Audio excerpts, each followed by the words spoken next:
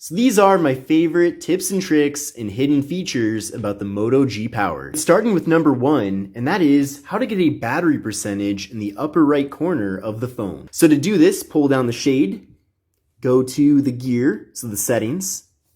You're gonna go to battery right there. And then from here, you're gonna see an option that says battery percentage. So turn that on and you'll see up in the top corner, we now have the battery percentage. So it doesn't matter where you go, throughout the interface, that percentage will be present. In addition to that, you should definitely spend some time checking out the various features in the battery section in the settings, as there are quite a few cool things here. First thing is that you can actually see the usage details. So I understand with the Moto G Power, you're typically gonna get very good battery life, so you probably won't be too concerned about this, but you can see here which apps are using the majority of the battery life on the device. And if it seems like your battery is draining abnormally quickly, you can go on here then and see which specific app is causing the problem. Then from there, if you do want to really conserve the power in the device, you can turn on battery savers, so you can do that. Now by default, the adaptive battery mode is on, so it will limit the battery usage for apps that you don't use too often. So even if you do have certain apps that are open and running in the background, the adaptive battery will make sure that they're not hogging all of your battery life if you're not using the app. And you can see other cool stats too, like the last time you had a full charge and the screen usage since the full charge. Now with the Moto G Power, there are multiple ways to take a screenshot. So I want to show you that for this next tip. So the first way to take a screenshot is to hold down the volume down and power button. And you can see it takes a screenshot very quickly there. You can save it or discard it. You can also edit that screenshot. We're going to discard for now.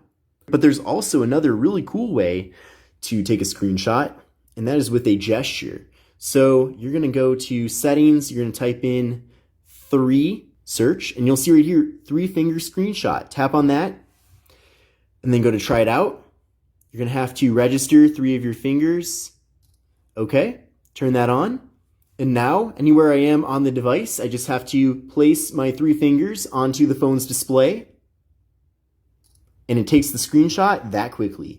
So that's a really cool way to take a screenshot. Now by default, we get gesture-based navigation with the phone. But if you want the classic Android navigation buttons, you can get that back with the Moto G Power.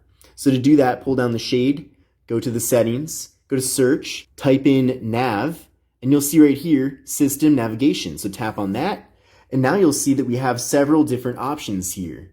So we have gesture navigation, which is what's set right now. You can, if you want to, modify that to adjust the sensitivity. But then we also have 3-button navigation. So let's do that. And as soon as you tap on that, you will then get the 3 buttons at the bottom. So you can go back, home, or go to your recent apps. Definitely, I know for certain people out there, maybe you're just more comfortable with using the 3-button navigation instead of the gestures. Here it is. So you can easily do that. Of course, if you do want to go back to the gestures, you can do that too, and you will get a bit more screen real estate so that your apps are a little bit larger. So that's one of the benefits with the gestures, but it really comes down to your personal preference about which way you want to do it. So by default, when you double press on the power key, it will pull up Google Assistant. And if you're like me, I never use Google Assistant. So you can actually make this do something a bit more useful, like starting up the camera. So to do this, pull down the shade, go to the settings, and then search for gestures. Then go to gestures. And then from here, you'll see some different options. So let me first show you how to change this button. So go to double press power key, and then you can switch it to either do nothing or launch the camera. So now, no matter where you are within the phone, if you double press on that power key, it does pull up the camera. Now, since I have both the camera and Snapchat installed, and it's kind of cool because they treat Snapchat as like its own camera, but you do have to choose which one you want. So that is kind of interesting though, because if you are someone that uses Snapchat quite a bit, then technically you can program this button so that when you double tap on it, it will pull up Snapchat. Now, ideally, I wish that Motorola would make it so that you could have any app be pulled up by double tapping on that button. But unfortunately, you have to choose from your favorite camera app. But we'll do the camera. So we'll do just once here. and you can see it does indeed pull up the camera by double tapping on that button. There are some other cool gestures here as well. So right now, if you wanted to pull down the shade, you have to take your finger and then pull down from the top. But if you want to, you can turn on swipe fingerprint for notifications. And when you do that, all you have to do is just run your finger across the fingerprint sensor and it will pull down the shade. So that's a quick way to check out all of your various notifications without having to really reposition your hand or anything. We already talked about system navigation with the gestures or 3 buttons. So that's another cool thing, of course. We already talked about 3-finger screenshot. Now there is the fast flashlight. This is really interesting. Make sure this is on. It's actually on by default, but you might not be aware of it. But essentially, if you run the phone in a chopping motion, it will turn on the flashlight. So let me do that right now. And you can see the flashlight is now on, and then we can turn it off in the same way. And now it's off. We also have quick capture, so another cool way to open up the camera pretty quickly. That's also on by default, but essentially you just have to flip the phone around like that, and then it will pull up the camera. And again, I don't really have it set to a default app right now because I wanted to show you this for demonstration sakes.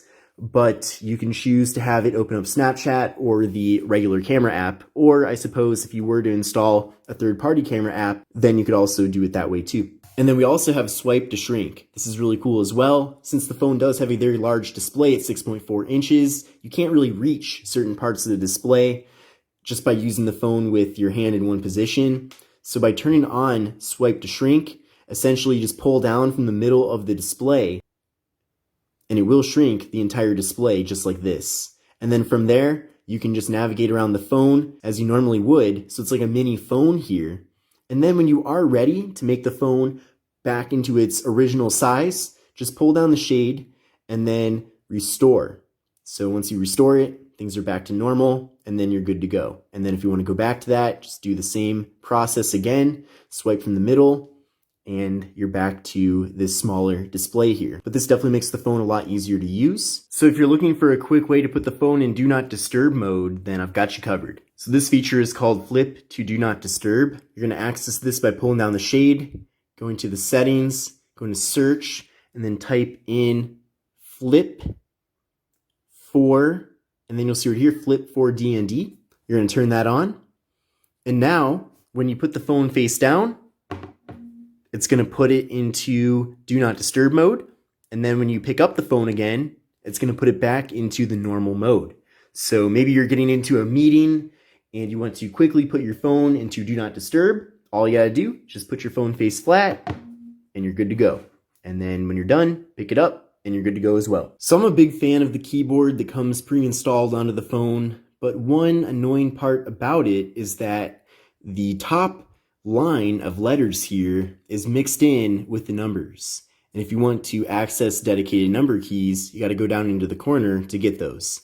But if you want to have a dedicated row of number keys by default, just go to the gear here. And then you're going to go to preferences, and then you'll see right there number row. So turn that on. And also there's a lot of other keyboard settings and preferences. So I recommend that you explore this and see what all there is for you. But now when you go back, you'll see that you have a dedicated number row.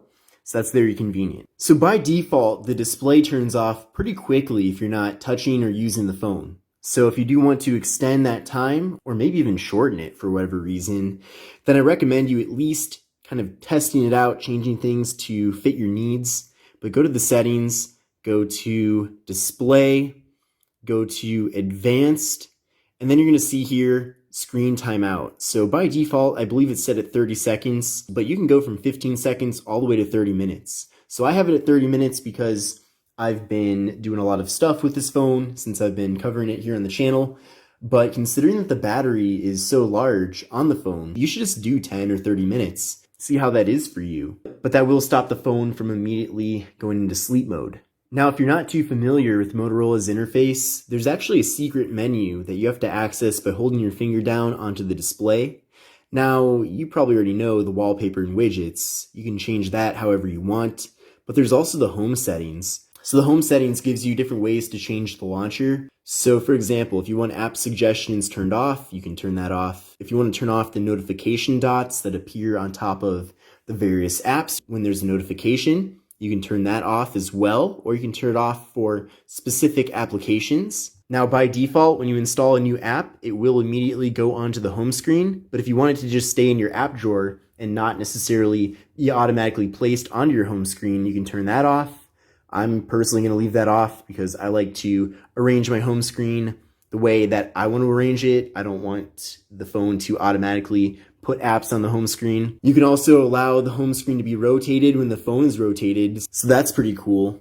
Kind of strange here, but maybe you have this phone mounted on your dashboard horizontally, then definitely having the ability to use the phone in this landscape format, even on the home screen, can certainly be helpful. You can adjust whether or not you want the Google feed to show up if you swipe all the way to the left.